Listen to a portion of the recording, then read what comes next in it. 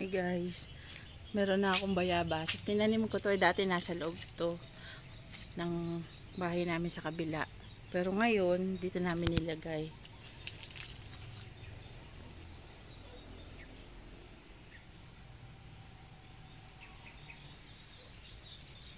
Guys, meron na. Pwede na natin kunin. Oy guys, tingnan niyo. Iiwan ko na lang to guys. Naunahan ako ng ibon. Kaya ako nagpunta dito kasi para kunin, hinog na. Pero tingnan nyo guys, iiwan na lang natin para pagkain ng ibon. Nasaan na isa to? May isa pa guys. Oh. Sana hindi. Ooh.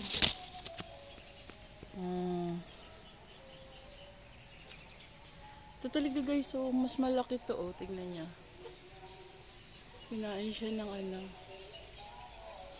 ibon. Tinuka-tuka.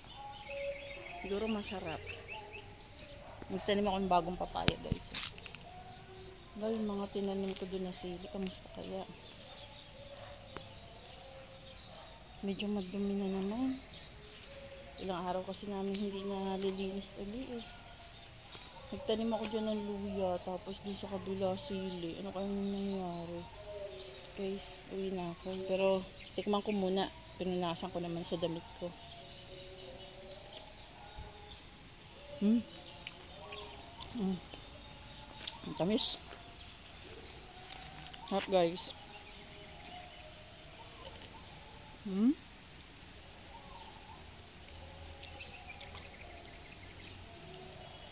Tamis niya.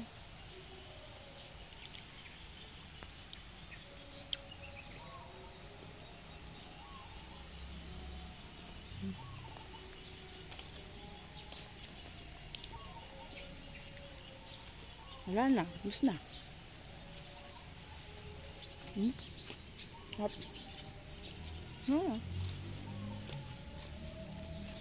Bye guys.